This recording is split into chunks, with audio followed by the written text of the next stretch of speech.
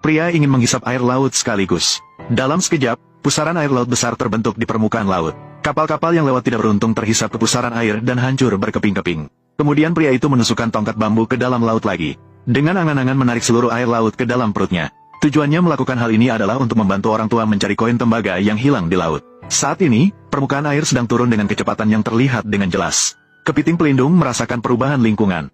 Mereka bergerak ke perairan yang lebih dalam dengan membawa cangkang yang berat. Seiring dengan berkurangnya air laut, kapal karam dan batu karang di dasar laut mulai terlihat. Paus yang tinggal di bawah kapal karam merasakan perubahan tinggi air, lalu berenang ke permukaan air, untuk melihat apa yang terjadi. Tidak jauh dari sana, terlihat seorang pria sedang menghisap air laut dengan tongkat bambu. Dia memohon kepada pria itu untuk menghentikan perilaku tersebut, atau air laut akan segera mengering, dan mengatakan bahwa dia bersedia membantu mereka mencari koin tembaga yang jatuh di dasar laut. Kakak yang bisa mengerti bahasa binatang meneruskan ucapan ikan emas tanpa perubahan. Mendengar ini, dia memasukkan tongkat bambu ke dalam mulutnya.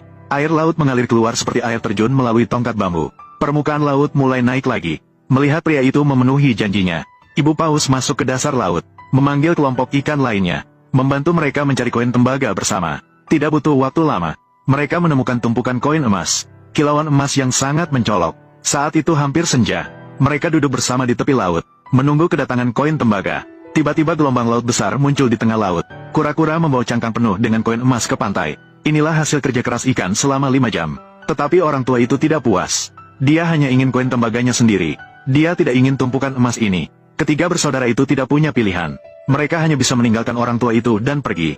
Kakak tertua dan kedua pulang untuk merawat ibu yang sudah lanjut usia. Si adik yang bisa memahami bahasa binatang kembali ke pegunungan. Dia ingin mengajarkan bakat bahasanya kepada seekor kambing kecil, agar nantinya bisa menjadi utusannya sendiri. Melalui latihan setiap hari, kambing ini sudah menguasai sedikit bahasa manusia. Dia yang masih muda ini ingin segera memamerkan kepada teman-temannya. Namun dia tidak tahu bahwa dia sudah menjadi buruan yang harus segera ditangkap. Si adik melihat panah dan busur tuan tanah. Dia berteriak keras kepada kambing. Meskipun membantu kambing lolos dari bahaya, namun tindakan ini membuat tuan tanah sangat tidak puas. Jika ingin menambah kesalahan, mengapa khawatir tidak ada alasan? Sang adik kedua ditangkap dengan tuduhan menantang tuan tanah dan dipenjarakan dengan paksa. Untuk mengatasi kekecewaannya sendiri, tuan tanah memenjarakan sang adik kedua di dalam penjara bawah tanah, dan melepaskan seekor harimau. Dia hanya ingin melihat sang adik kedua menjadi mangsa harimau. Namun apa yang terjadi selanjutnya membuat semua orang terkejut. Saat harimau hendak melompat, sang adik kedua berseru keras. Harimau tiba-tiba berubah sikap, berbaring di depan pria itu, bertindak seperti anak perempuan dalam setiap gerakannya.